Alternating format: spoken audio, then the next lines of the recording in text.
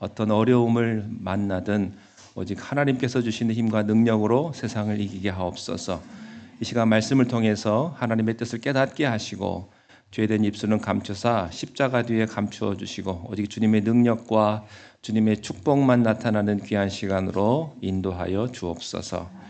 예수님의 이름으로 기도하옵나이다. 아멘.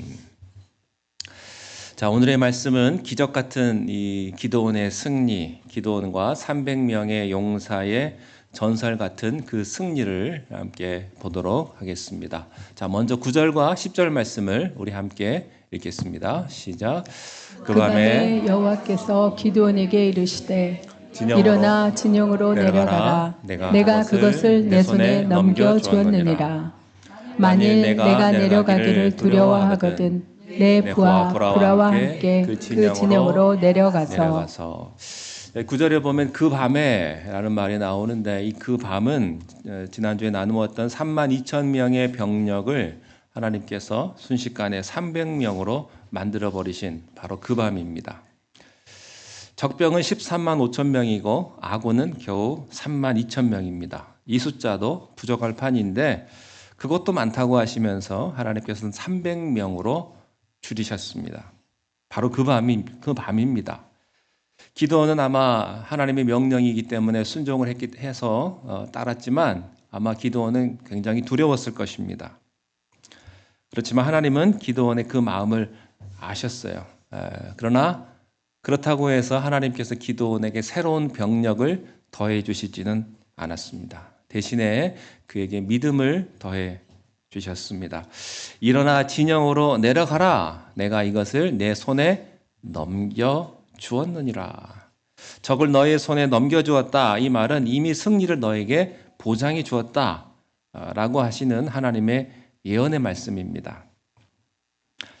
이 말씀을 사실 기드온에게 몇 번씩 하셨어요. 내가 너와 함께 할 것이다. 두려워하지 말아라. 내가 너의 힘이 될 것이다. 너는 승리할 것이다. 근데 기드온이 그 말을 들을 때는 아멘, 아멘 했는데 듣고 나서 돌아보면 현실은 무서운 현실이 기다리고 있는 거예요. 현실이 녹록치가 않은 거죠. 그래서 하나님이 말씀도 주시고 성령도 주셨지만 그래도 기드온의 마음에는 두려움이 있었습니다. 그러나 하나님께서는 그때마다 기드온의 믿음을 탓하지 않으시고 계속해서 격려의 말씀을 또 해주시고 또 해주시고 또 해주십니다. 그래서 여러분들이 때로는 아멘하고 또 믿습니다. 여러분이 했어도 계속해서 의심과 두려움이 온다 할지라도 너무 자기를 자학하지 않게 되기를 바랍니다. 믿음의 사람 기드온도 그랬습니다. 성경의 영웅들을 보면 하나같이 하나님의 말씀 한 번 듣고 그가 180도 변한 사람은 없어요. 계속해서 이런 위기의 순간들이 있었다고 하는 것이죠.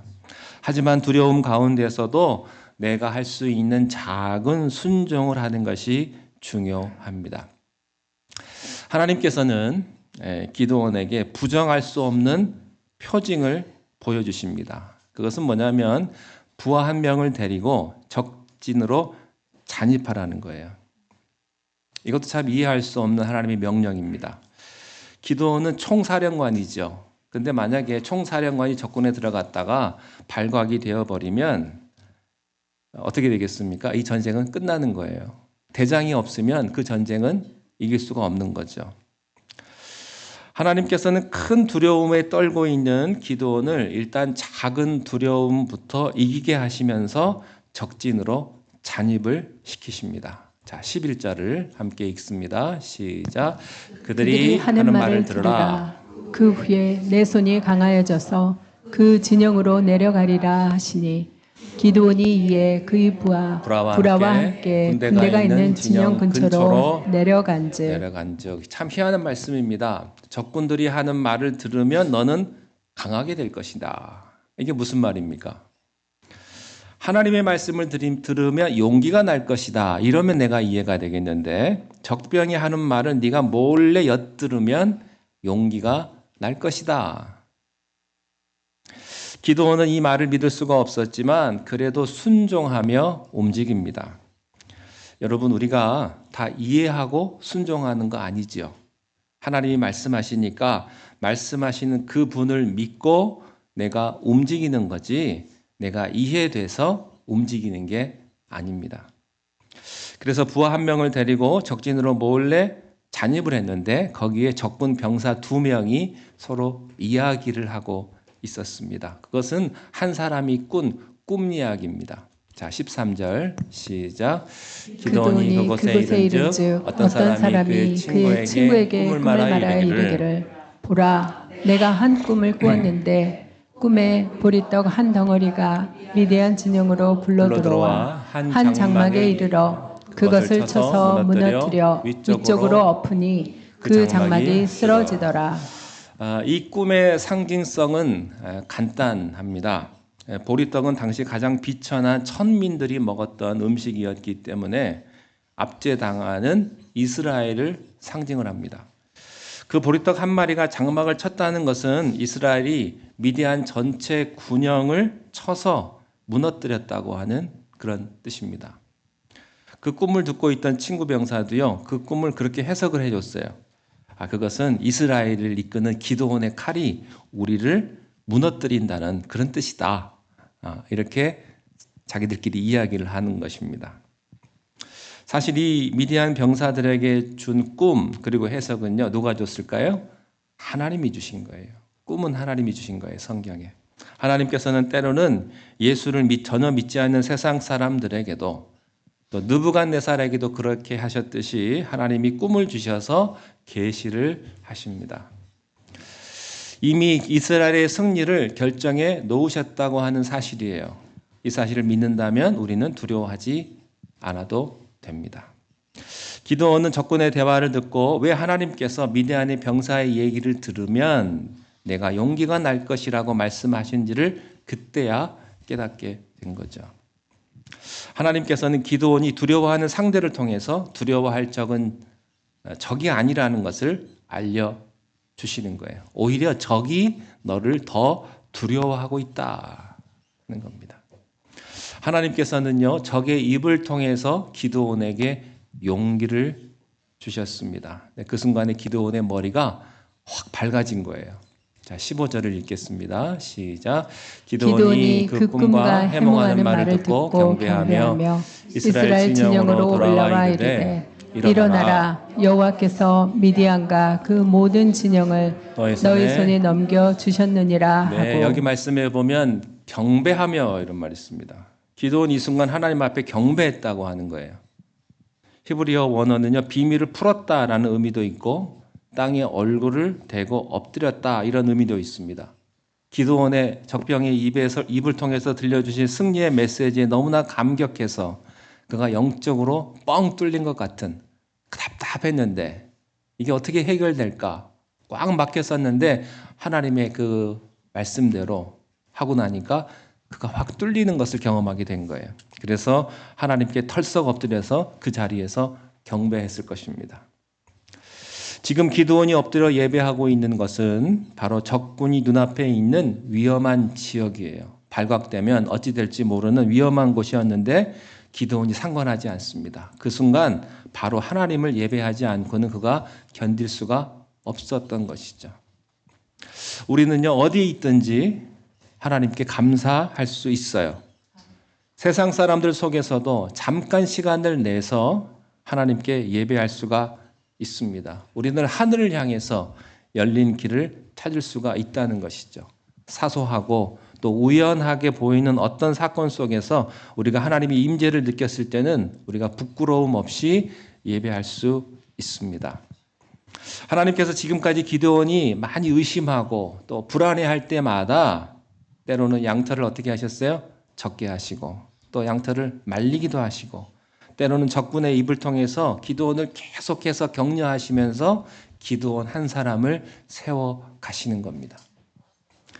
이 과정이 중요해요. 여러분 사실 전투 이야기는 별로 나오지 않는데 그 전투에 이기까지의 그 과정을 성경은 계속해서 우리들에게 설명을 하고 있어요. 중요한 것은 우리 마음에서의 영적인 전쟁을 승리하는 것입니다. 자, 이제 기드온에게 의심이 사라지는 순간에 리더의 가슴에서 의심이 사라지면 어떻게 될까요? 이제 행동하는 거예요. 액션을 취하는 것입니다. 그가 돌아오자마자 백성들을 깨워요. 일어나라, 일어나라. 예. 하나님이 오늘 우리들에게 승리를 주실 것이다. 아마 기드온보다 이 300명이 더 두려웠을 거예요. 이 사람들은 하나님의 음성을 들은 것도 아니고 기드온이 하자고 하니까 뽑혀왔는데 300명으로 무엇을 할 수 있을까? 기다리는 300명이 더 두려웠을 것입니다. 아마 잠도 제대로 못 자고 이제 내일 어떻게 전쟁을 하나, 어떻게 싸우나 뒤척이고 있었을 텐데 대장이 돌아오자마자 출동을 준비시키는 거예요. 전쟁은 아침에 해가 뜨면 하는 것이 정석인데 밤에 갑자기 깨우는 겁니다. 이 말은 무슨 뜻이겠습니까? 야습하겠다는 거예요. 밤에 몰래 습격을 하겠다, 그런 뜻이죠. 병사들이 잠을 자다가 어떻게 기드온의 말에 그렇게 따랐을까요? 아무리 상관의 명령이라고 해도요, 이게 움찔합니다. 이게 적당하거나 내가 이해되지 않는 명령을 받으면 그렇게 쉽게 상관의 명령에 따라갈 수가 없는 거예요. 근데 기드온의 300명의 용사는 기드온의 그 한마디를 듣고 기드온의 말대로 순종을 하는 거예요. 왜 그랬을까요? 그들은 하나님께 예배하고 돌아온 기드온에게서 확신을 보았습니다. 하나님의 임재를 느꼈던 거예요. 지도자가 하나님을 체험하고 나서 말할 때는요, 모든 사람들은 말로 형언할 수 없는 하나님의 최취를 느끼는 거예요. 모세가 하나님을 만나고 내려왔을 때 아무도 그 얼굴을 똑바로 쳐다볼 수 없었던 것처럼, 여러분, 우리가 많이 기도했다고요, 사람들에게 자랑할 필요가 없어요. 우리가 기도 많이 하면 사람들이 느끼게 돼요, 영적으로. 부모가 하나님을 깊이 예배하고 하나님께 말하면 자녀들이 그 영적인 권위를 느낄 거예요. 지도자의 영적 권위는 그가 체험한 하나님의 임재의 깊이에서부터 비롯되는 것입니다.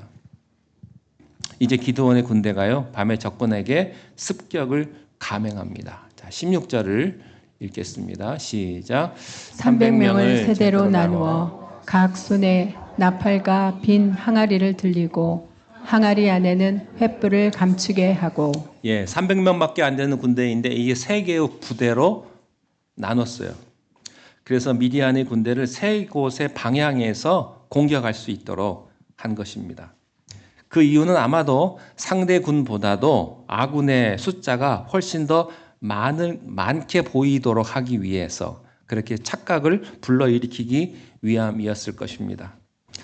그리고 나팔을 불게 했어요. 이 나팔을 분다고 하는 이야기는 전쟁 때 불던 나팔이에요. 그러니까 지난 7년 동안 미디안의 압제에 시달릴 때 이스라엘이 한 번도 불어보지 못했던 그런 나팔이라는 것이죠.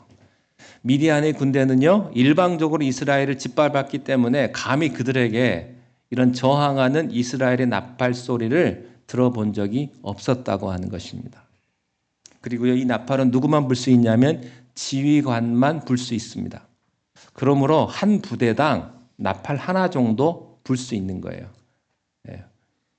부대가 여러 명이 있는데 모든 사람들이 나팔을 불고 있지는 않죠. 앞에서 한 사람이 나팔을 부는 거예요. 그러니까 많아야 3개의 나팔을 불었을 것입니다.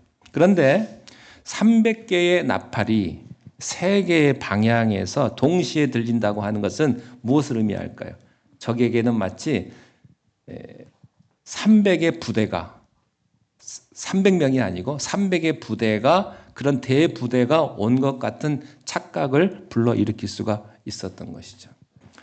그리고 또한 횃불을 항아리 안에 감추고 최대한 가까이 접근을 한 것은요, 이 횃불이 드러나지 않고 접근했다가 순식간에 그 횃불이 드러나게 함으로써 적군을 당황시키기 위한 전술이었습니다. 그러니까 처음부터 끝까지 하나님께서는 이 미디안의 안일함과 교만함을 노린 하나님의 기가 막힌 계획이었다고 하는 것이죠.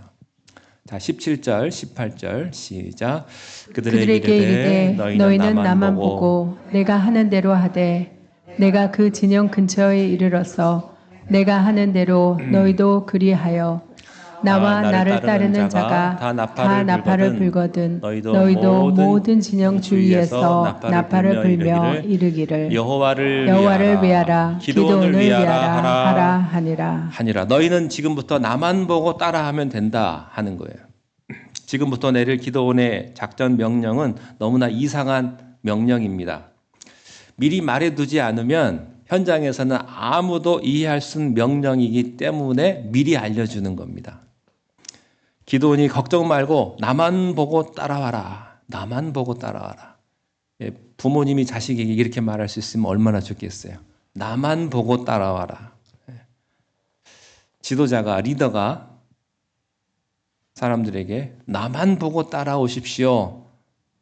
얼마나 좋겠습니까? 자기가 하기 싫은 일은 부하에게도 시키면 안 되죠. 그죠? 너희는 나만 똑바로 보고 나만 따라와라.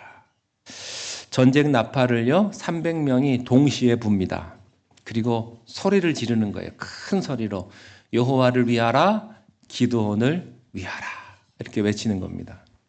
마치 300의 부대가 온 것 같은 엄청난 효과를 불러일으키는 그런 함성이었습니다. 그러자 미디안 군중에게는 아주 큰 충격이 일어나게 되죠. 자, 19절 말씀 함께 읽겠습니다. 19절 시작. 기드온과 그와 함께한 이경초의 진영 근처에 이른즉 바로 파수꾼들을 교대한 때라. 그들이 나팔을 불며 손에 갇혔던 항아리를 부수니라. 여러분 여기 이경초라는 말이 나오는데 이 시간은요 밤 10시에서 11시 사이 정도가 됩니다. 옛날에는 해가 지면 곧장 잠을 잤겠죠. 그리고 동트기 전에 일어났을 겁니다. 그러니까 아마 이때는 사람들이 잠을 잔 지 한 2-3시간 정도 지난 때였는데 엄청난 병력의 우위를 점하고 있는 이 미디안 군대는요 아침에 동이 트면 이제 싸움을 시작할 거라고 생각을 하고 일찍 잠에 들었던 거죠. 그리고 설마 7년 동안 우리들한테 찍소리도 못했던 이스라엘 사람들이 그리고 훈련도 제대로 받지 못하고 어떤 무기도 제대로 갖지 못한 이스라엘이 감히 우리들을 먼저 공격해 올 것이라고는 상상도 못했을 것입니다. 그리고 보초도 세워두지 않았던 거예요. 기드온의 결사대는요 아주 손쉽게 적의 코앞에까지 갈 수가 있었습니다. 한밤중에 그것도 특히 밤 10시, 11시 이때에 적의 파수꾼이 교대하던 그때를 노린 것입니다. 지키고 있었던 파수꾼은 이미 지치고 졸려서 정신이 없고 이제 교대하러 나온 파수꾼은 잠을 자다가 나왔기 때문에 정신이 또 없었을 거예요.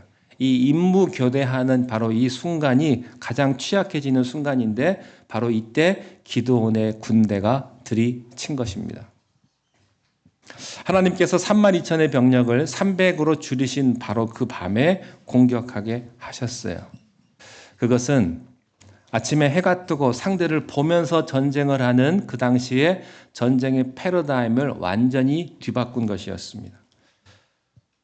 여러분 눈에 보이는 전쟁을 상대방과 할 때는요 그것은 병력이 비슷할 때 하는 겁니다. 비슷할 때. 지금은 기드온의 군대가 절대 열세이기 때문에 하나님께서 밤에 몰래 들이치게 하신 거예요. 32,000이 300명으로 줄어든 지 몇 시간 밤에 되지 않았기 때문에 그리고 밤에 습격을 했기 때문에 미디안의 군대는 이스라엘의 군대가 줄어들었는지 까마득히 몰랐던 그런 시간이었을 것입니다.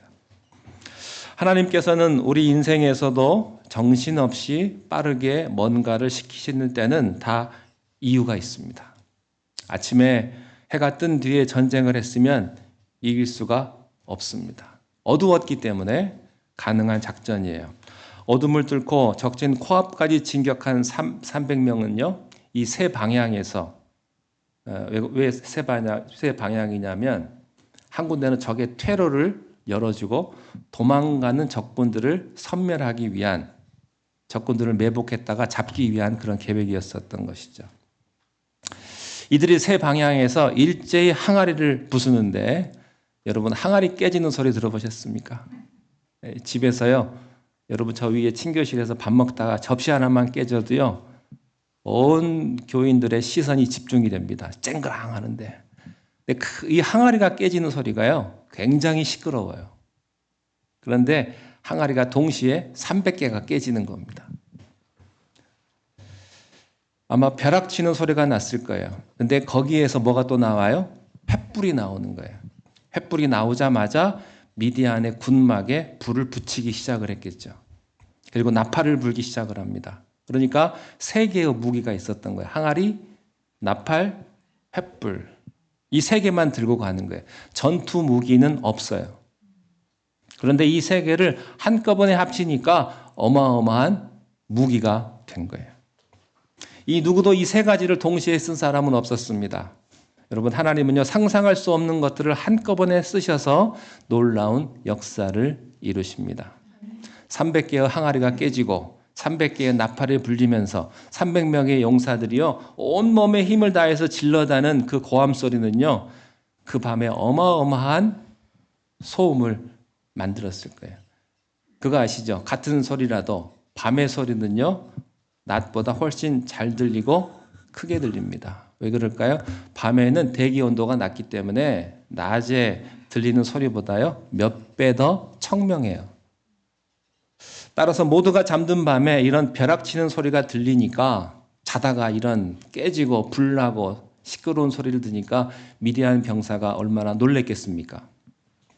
그래서 자다가 놀라서 나왔는데 아마 정신이 없었을 거예요. 자다가 금방 깬 사람은요, 정신이 없어요. 눈에 보이는 게 다 이상하게 보였을 겁니다. 장막 밖으로 나가보니까 모든 게 다 불바다예요. 이거는 누가 봐도 엄청나게 큰 대군이 자기들을 포위하고 덮친 거예요. 이것을 목격한 순간에 미디안 군대는요, 100만이라도 소용이 없습니다. 두려움의 노예가 되어서 패닉하기 시작을 한 거예요. 그리고 공격이 시작이 됩니다. 20절 시작. 세대가 나팔을 불며 항아리를 부수고 왼손에 횃불을 들고 오른손에 나팔을 들어 불며 외쳐 이르되 여호와가 기드온의 칼이다 하고. 여러분, 이 구호가 중요합니다. 여호와와 기드온의 칼이다. 제일 중요한 건 하나님의 칼이에요. 이 전쟁은 하나님이 먼저 나가서 싸우시는 그런 전쟁입니다. 우리가 어떤 적과 싸우느냐는 중요하지 않아요. 하나님이 먼저 나가 싸우시는 게 중요합니다. 내가 먼저 나가 싸우면요, 그 칼은 꺾일 수밖에 없죠. 하나님이 처음부터 끝까지 다 하시는 전쟁이에요. 자, 그러면 어떤 분들이 이렇게 말할 수 있어요. 왜 기드온의 칼이 들어가느냐? 여호와의 칼만 있으면 되지. 왜 기드온의 칼까지 들어가야 되느냐, 구호에. 근데 하나님이 그렇게 정하셨어요. 하나님은 참 감사하게도 하나님이 다 하시지만, 혼자 다 하실 수 있지만 미약한 기드온의 순종을 쓰시겠다고 하는 겁니다. 하나님께서 여러분들에게 직접 설교를 하시면 여러분은요, 어마어마한 은혜를 받으실 거예요. 그런데요, 저같이 아무것도 아닌 중간 매개체를 사용하셔서 말씀하시는 겁니다. 하나님께서 혼자서 만나로 5,000명을 다 먹이실 수 있죠. 그런데 아무것도 아닌 소년의 오병이어의 도시락을 굳이 재료로 사용하시겠다는 거예요. 하나님은 지금도 연약한 우리 기드온들의 순종을 쓰시기를 원하십니다. 성경에 많은 전쟁들이 나와요. 근데 그 모든 전쟁들을 연구해 보면요, 하나도 같은 전술이 없어요. 다 달라요. 그래서 마귀가 아무리 하나님의 역사를 연구해도 소용이 없습니다. 다음번에 나오는 하나님의 무기는 또 다릅니다. 사사 드보라가 시스라의 철병거 군단을 무너뜨릴 때는요, 갑자기 쏟아진 폭우로 홍수를 일으킨 거죠. 그렇지만 지금은 나팔과 질그릇에 담긴 횃불입니다. 우리가 지나고 보니까 이것이 다 이해가 되지만 당장 그 자리에서 순종해야 되는 기드온의 병사들은요, 이게 황당한 일이에요.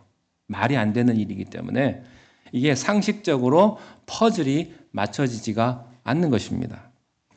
여러분, 퍼즐이 맞춰지지 않아도 이것을 해도 아무리 안 맞을 것 같아도 하나님께서 지금 여러분들에게 주시는 말씀에 순종하셔야 돼요. 퍼즐은 누가 맞추시나? 하나님이 맞추신다. 내가 맞추는 게 아니에요. 하나님께서 다 머릿속 하나님의 생각으로 다 준비하셨다가 하나님의 퍼즐로 다 맞춰주시는 겁니다. 믿고 순종하면 기적이 일어날 것입니다. 이 공격의 무기가 된 이 횃불이요, 항아리에 담겼다라는 사실이 영적인 의미가 아주 큽니다. 이 항아리는요, 비싼 항아리가 아니에요. 비싼 그릇도 아니죠. 보통 보잘것없는 아무 곳에서나 만날 수 있는 그런 평범한 항아리인데, 이 항아리 안에 감추인 횃불은요, 아무것도 아닌 무능력한 우리 안에 계신 하나님의 임재를 의미하는 것입니다. 구원의 능력을 의미하는 것이죠. 자, 고린도전서 4장 7절, 고린도후서 4장 7절 말씀을 함께 읽겠습니다. 시작. 우리가 이 보배를 질그릇에 가졌으니 이는 심히 큰 능력은 하나님께 있고 우리에게 있지 아니함을 알게 하려 함이라. 여러분, 기도원의 병사들은요, 이 질그릇이 깨어지면서 그들에게 횃불이 나타난 것처럼 보잘것없는 우리가 깨어지고 우리의 자아가 깨어지고 우리가 겸손해질 때, 그리고 하나님께 온전히 우리를 내어드릴 때 내 안에 예수 그리스도의 역사가 나타날 것입니다. 내 안에 계신 예수 그리스도, 그 예수 그리스도가 언제 나타납니까? 내 그릇이 깨질 때. 내 자아가 살아있으면 그리스도의 횃불이 나타날 수가 없습니다. 기도원의 군대는요, 손에 창과 칼을 들고 있지 않았습니다. 그러나 여호와 기도원의 칼이라고 하는 외침으로 승리를 얻었던 것이죠. 하나님은 교회에 칼이 아닌 말씀의 검을 주셨어요. 우리에게 주신 말씀의 권세가 강하기 때문에 우리가 어디를 가서 복음을 전하든 그로 인해 어둠의 권세가 무너지는 역사가 있을 줄로 믿습니다. 자, 상식적으로 납득이 가지 않은 이 전술을 통해서 미디안이 붕괴되기 시작을 해요. 자, 21절 시작. 각기 제자리에 서서 그 진영을 에워싸매 그 온 진영의 군사들이 뛰고 부르짖으며 도망하였는데. 미디안의 군대가요, 아주 아수라장이 됩니다. 미디안의 군대는 밤새 이스라엘의 군대가 300명으로 줄어들었다는 사실을 몰랐어요. 이스라엘을 한참 깔보고 정찰도 하지 않았고요. 또 7년간의 승리의 도취가 되어가지고 안일해졌어요. 적을 코앞에 두고 있어서는 안 될 교만으로 인해서 그들은 붕괴한 것입니다. 기도원의 300용사가 10만 명이 넘는 이런 대군을 패닉에 빠뜨릴 수 있었던 것은 그 환경이 사실은 사방이 어두웠기 때문에 가능한 일이었어요. 우리는 어두움을 싫어하죠. 그런데 때로는 어두움이 어두움의 군대를 무력하게 할 수 있습니다. 하나님께서 이 어두움을 통해서 적의 시야를 가리고 하나님의 군대를 숨기는 그런 수단으로 사용하셨습니다. 우리가 영적으로 깨어 있어야만 하나님은 어두움을 통해서도 역사할 것입니다. 우리 인생에서도요, 어두움이 있죠. 불경기도 어두움이고 내가 병든 것도 어두움이고, 이 어두움은 그렇지만 절망만은 아니에요. 이 어두움의 시간들을 통해서 하나님은 놀랍게 여러분을 통해서 역사하실 것입니다. 21절 말씀에 보면요, 기드온의 군대가 각기 제 자리에 서서 그 진영을 에워쌌다는 말이 이해가 되지 않습니다. 10,000명이 100명을 에워쌌다고 얘기하면 이해가 쉽겠는데 300명이 10만 명이 넘는 적군을 에워쌌다는 것 이해되십니까? 놀라운 말씀이에요. 자, 이제 미디안이 무너지기 시작을 합니다. 22절을 읽겠습니다. 시작.